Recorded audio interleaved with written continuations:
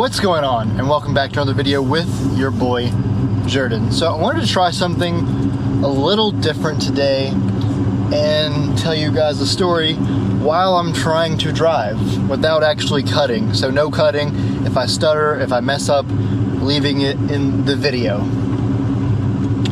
which is going to be difficult because driving this car around and talking and keeping focus is difficult. But if this can work and I can tell you guys really cool stories without having to cut, then we can do more videos like this because I'll be able to kind of make them and then put them out really quickly. And so more content for you guys.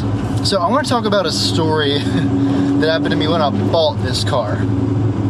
My camera battery is really low. I got like 15%. Let's tell this story. Heck yeah, brother. So the day I bought this car, we had to drive to Georgia. Me and my mom drove to Georgia in her 2005 Mustang GT that we had at the time, which by the way had boreless stingers. So I know what boreless stingers sound like. They sound pretty good, not gonna lie, they sound pretty good. Originally that was gonna be the exhaust that I bought for this car, but I digress. We drove all the way to Georgia, which was like, I think it was like 6-7 hours of driving. We finally get there. I see the car, I'm like, oh my god, that's my Cobra, that's my car. Oh my goodness. So get in it, drive it, and I start feeling it out. I give it some throttle, first in like 5th gear, then I give it some throttle in 4th.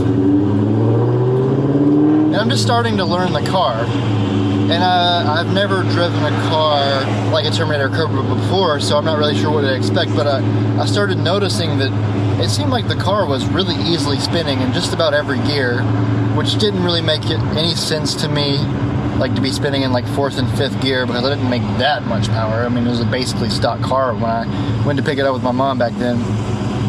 Anyways, we get down the road, and I start realizing that it's not the tires that are spinning, it is the clutch.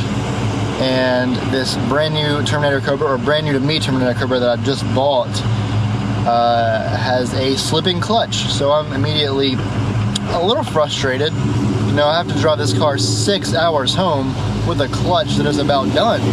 Like 6 hours home, 6 to 7 hours home on a clutch that is about to go out. I can't even give it gas in 5th gear. So basically I drive the car all the way home, 6-7 hours. I get back to Gastonia after driving almost 7 hours. I get pulled for the first time in the Cobra the first day that I had it because I didn't have a North Carolina tag yet. And the officer was like, why don't you have a North Carolina tag? And I was like, I just bought this car like 7 hours ago in Georgia, drove it all the way home. Just trying to get it home, sir.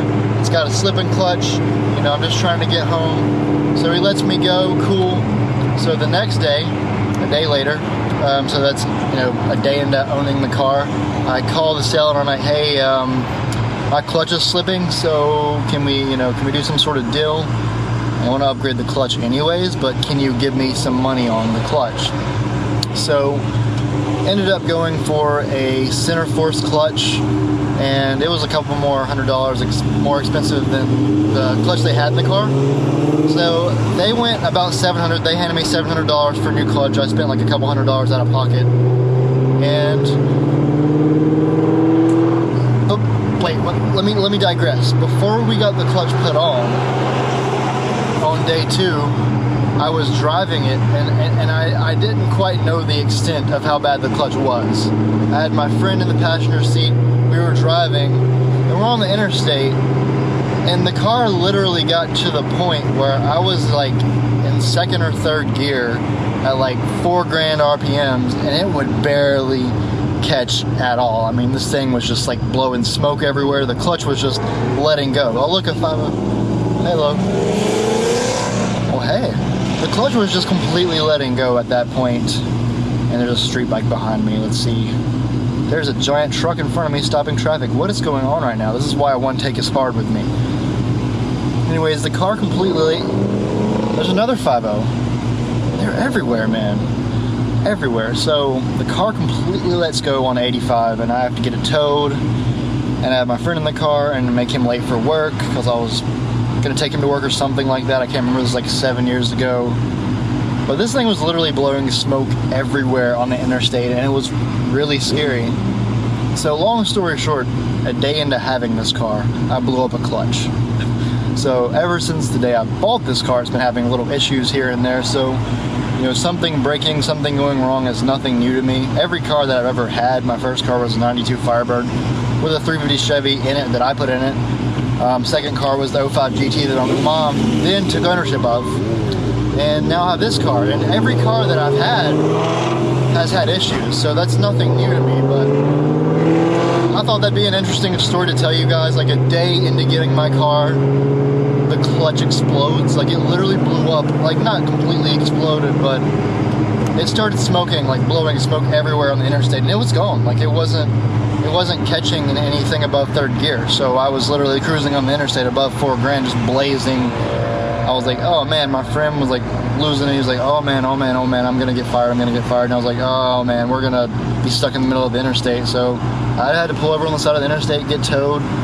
And I think a tuning shop, or not even tuning shop, but a mechanic shop called Midas or something. I can't even remember of who it was that fixed it originally, but someone fixed it. That was before I knew Darren Hart or Schrader Performance or Pro Dyno. That was like right when I got the car. I didn't even know that Pro Dyno was a thing, or the Schrader was a thing, or the Darren Hart was a thing. Didn't know any of those guys yet, so got some random shop to put in my clutch, which I'll go into this on another video, but that resulted in that clutch not doing well either. But this is kind of what happened to me within the first year of ownership of the car. I had a ton of problems the first year. I think that most people would have just went ahead and sold it and said this thing is just too much of a frustration. But I loved this car, and I was like, I don't care what happens to this thing. This is my dream car. I was that kid in high school that every morning before school, I would get up and I would watch a video, Borla Stinger, Terminator Cobra, just going down the road, the Kenny Bell car. I would just watch those videos religiously, and it would make me feel good. Like, I would just get this really good feeling going into my day just thinking about this car. It was just a thought. It was just the thought of owning this car one day that gave me like this feeling it would carry me through a good day. You guys have to understand, like, when some of you say, why don't you trade your Cobra for a 5.0? Because a 5.0 doesn't make me feel that way. It doesn't give me that same feeling that this car gave me in high school when I was like hating going to school, but just thought of the fact that I was going to own a Terminator Cobra in the future. It just got me through the days. So when I was actually able to get this car around 17, 18 years old, I was absurdly happy. I didn't care what I had to do to get it. I didn't care what broke on it once I owned it. I was getting it, and I was going to deal with it come hell or high water. Like, this was my car, and I was super excited to finally get it. Let me get over real quick. Okay. Anyways, guys, that is what happened the day that I got the car. The clutch literally blew out.